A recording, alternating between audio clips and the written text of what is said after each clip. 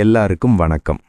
பொதுவா பெயர்ச்சி அப்படின்னாலே ஒரு இடத்திலிருந்து இன்னொரு இடத்துக்கு மாறுறதுன்னு அர்த்தம். ஆனா இந்த சூரிய பெயர்ச்சிங்கிறது நம்ம வாழ்க்கையோடவே கலந்த ஒரு விஷயம். சூரியன் ஒரு ராசியிலிருந்து இன்னொரு ராசிக்கு மாறுற அந்த நேரத்தை தான் நாம மாதப்பிறப்பு அப்படின்னு சொல்றோம். இது வெறும் கேலண்டர் மாற்றம் மட்டும் கிடையாதுங்க. விண்வெளியில சூரியன் நிலையா இருந்தாலும் பூமியில் இருக்கிற நம்ம கண்ணுக்கு சூரியன் ஒவ்வொரு மாசமும் ஒவ்வொரு வீட்டுக்கு போற மாதிரி ஒரு பிம்பம் கிடைக்கும். அதைத்தான் நம்ம முன்னோர்கள் அழகா கணிச்சு வச்சிருக்காங்க. இதுல ரொம்ப முக்கியமானது என்னன்னா, சூரியன் மேச ராசிக்குள்ள நுழையிற அந்த நேரம்தான். அதைத்தான் நாம சித்திரை திருநாள் அப்படின்னு கொண்டாடுறோம். சூரியன் தான் உலகத்துக்கே வெளிச்சம் கொடுக்கிறார். அவர் ஒரு இடத்திலிருந்து இன்னொரு இடத்துக்கு மாறும்போது அது இந்த பூமியில் இருக்கிற செடி கொடி மனுஷங்கன்னு எல்லாத்துலேயும் ஒரு தாக்கத்தை ஏற்படுத்துது. சொல்லப்போனா சூரிய பெயர்ச்சிங்கிறது ஒரு புது ஆரம்பம். பழசையெல்லாம் விட்டுட்டு புது உத்வேகத்தோட அடுத்த கட்டத்துக்கு போறதுக்கான ஒரு சிக்னல் இது. ஜோதிட ரீதியா பார்த்தா சூரியன் தான் ஆத்ம காரகம் அப்படின்னு சொல்லுவாங்க. அதாவது நம்ம மனசுக்கும் தைரியத்துக்கும் அவர்தான் அதிபதி. அதனால தான் சூரியன் மாறும்போது நம்மளோட எண்ணங்களும் செயல்களும் கூட கொஞ்சம் மாறும்னு பெரியவங்க சொல்லுவாங்க. இதை நாம நம்பிக்கையோட அணுகணும். இயற்கை கூட இந்த நேரத்துல தன்னை புதுப்பிச்சுக்கும்.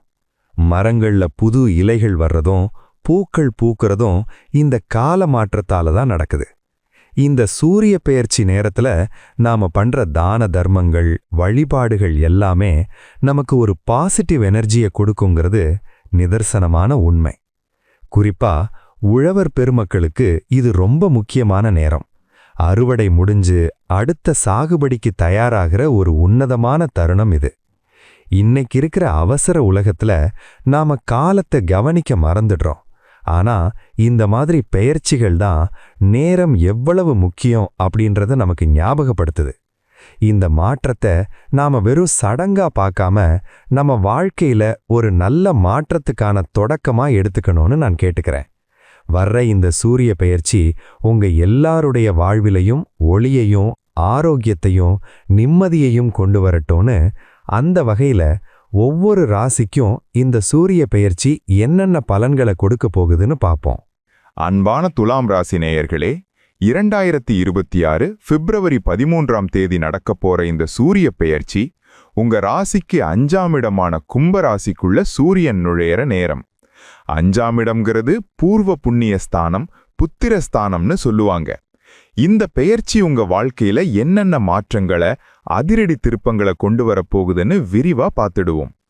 துலாம் ராசிக்காரங்க எப்பவுமே நியாய தர்மத்துக்கு கட்டுப்பட்டவங்க. இந்த பெயர்ச்சி உங்களுக்கு ஒரு பெரிய மனமாற்றத்தை கொடுக்க போகுது. 5ஆம் இடம்ங்கிறது புத்திசாலித்தனத்தை குறிக்கும் இடம். சூரியன் இங்க வர்றதுனால உங்க சிந்தனை திறன் பளிச்சுன்னு இருக்கும். புது புது ஐடியாக்கள் உங்க மண்டையில ஓடிக்கிட்டே இருக்கும். தொழில் ரீதியா பாத்தீங்கன்னா நீங்க எடுக்க போற சில துணிச்சலான முடிவுகள் பின்னாடி பெரிய லாபத்தை தரும். ஆனா இப்போதைக்கு பங்குச்சந்தையில பெரிய முதலீடு செய்யறத தவிர்த்திடுங்க. உத்தியோகத்துல இருக்கிறவங்களுக்கு இது ஒரு சவாலான காலம். நீங்க ஒன்னு நினைக்க அங்க ஒன்னு நடக்கும். அதனால எதையும் பிளான் பண்ணி செய்யுங்க. பணப்புழக்கம் ஓரளவுக்கு திருப்தியா இருக்கும். ஆனா வர்ற காசு வராத காசுன்னு கணக்கு பார்த்தா செலவுதான் கொஞ்சம் அதிகமா இருக்கிற மாதிரி தோணும். பிள்ளைகளோட விஷயத்துல கொஞ்சம் கவனம் வேணும். அவங்க படிப்புலையோ அல்லது நடவடிக்கையிலையோ சின்ன சின்ன மாற்றங்கள் இருக்கலாம். அவங்க கூட நேரம் செலவிடுங்க. காதல் விஷயத்துல இருக்கிறவங்களுக்கு இது ஒரு முக்கியமான காலம். சின்ன சின்ன ஊடல்கள் வரலாம், அதை பேசி சரி பண்ணிக்கோங்க. ஈகோ பார்க்காதீங்க. பூர்வீக சொத்து சம்பந்தப்பட்ட பேச்சுவார்த்தை இப்போ தற்காலிகமா தள்ளி போகலாம். அவசரப்பட்டு எந்த அக்ரிமெண்ட்லையும் கையெழுத்து போடாதீங்க. உடல் ஆரோக்கியத்துல வயிறு சம்பந்தப்பட்ட உபாதைகள் வரலாம். சாப்பிடுற சாப்பாட்டுல கொஞ்சம் பத்தியமா இருங்க. ஜங்க் ஃபுட் வேண்டவே வேண்டாம். பெண்களுக்கு இந்த பெயர்ச்சி ஒரு விதமான ஆன்மீக தெளிவை கொடுக்கும். வீட்ல விசேஷங்கள் நடத்துறதுக்கு பிளான் பண்ணுவீங்க. மாணவர்களுக்கு படிப்புல ஒரு விதமான சலிப்பு வரலாம். மனசை ஒருநிலைப்படுத்த தியானம் செய்யுங்க. உங்க புத்திசாலித்தனம் தான் உங்களுக்கு கை கொடுக்கும். கலைத்துறையில இருக்கிறவங்களுக்கு புது வாய்ப்புகள் வரும். ஆனா அதுக்காக நீங்க முன்னாடி செஞ்சதை விட 2 மடங்கு உழைக்க வேண்டியிருக்கும். நண்பர்கள் கிட்ட இருந்து எதிர்பார்த்த உதவி கொஞ்சம் தள்ளி போகும். நமக்கு நாமேன்னு இருக்கிறது தான் இப்போ உங்களுக்கு நல்லது.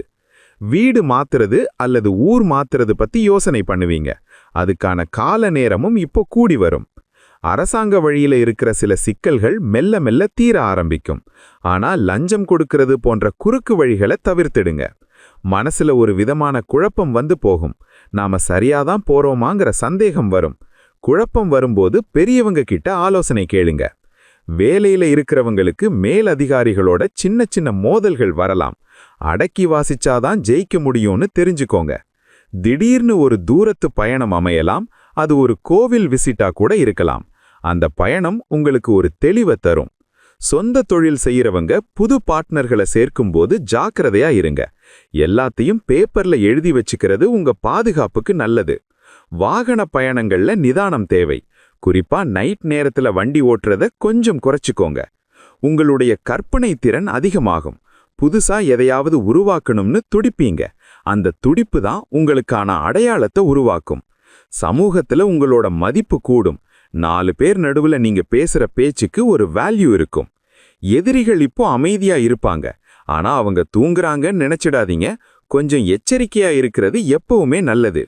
குடும்பத்துல இருக்கிற பெரியவங்களோட ஆசி உங்களுக்கு எப்பவும் இருக்கும். அவங்க ஆரோக்கியத்துல கொஞ்சம் அக்கறை காட்டுங்க. முதலீடுகள்ல இப்போதைக்கு தங்கம் மேல முதலீடு செய்யறது உங்களுக்கு ஒரு பாதுகாப்பான உணர்வு கொடுக்கும். வேலையில்லா பட்டதாரிகளுக்கு ஓரளவுக்கு மன நிம்மதி தரக்கூடிய ஒரு வேலை அமைய வாய்ப்பிருக்கு. பழைய பகை இப்போ உங்களுக்கு ஞாபகத்துக்கு வந்து மனச சங்கடப்படுத்தும். கடந்து வந்த பாதைய மறந்துட்டு முன்னாடி பாருங்க.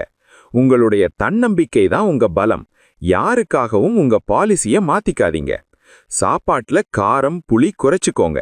உஷ்ணம் சம்பந்தப்பட்ட பிரச்சனைகள் வர வாய்ப்பு இருக்கு. விவசாயிகளுக்கு விளைச்சல் ஓரளவுக்கு கை கொடுக்கும். ஆனா கூலி ஆட்கள் விஷயத்துல கொஞ்சம் இழுபறி இருக்கும். பெரிய மனுஷங்களோட அறிமுகம் கிடைக்கும். ஆனா அதை வச்சு உடனே காரியம் சாதிக்க நினைக்காதீங்க. நட்பா மட்டும் வச்சுக்கோங்க. உங்க பேச்சுல ஒரு இனிமை இருக்கும். அந்த பேச்சாலேயே பல காரியங்களை சாதிப்பீங்க. புதிய முயற்சிகளை எடுக்கிறதுக்கு முன்னாடி ஒரு தடவைக்கு 2 தடவை யோசிங்க. அவசரம் எப்பவுமே ஆபத்து. கடன் பிரச்சனைகள் கொஞ்சம் தலை தூக்கலாம். அதை சமாளிக்க ஒரு பட்ஜெட் போட்டு செலவு பண்ணுங்க. ஆன்மீக ஈடுபாடு உங்களுக்கு ஒரு பெரிய மனபலத்தை கொடுக்கும். வாரத்துல ஒரு முறையாவது கோவிலுக்கு போயிட்டு வாங்க. முன்னோர்கள் வழிபாட்டை மட்டும் மறந்துடாதீங்க. அவங்களோட ஆசி உங்களுக்கு எல்லா கஷ்டத்துல இருந்தும் விடுதலை தரும்.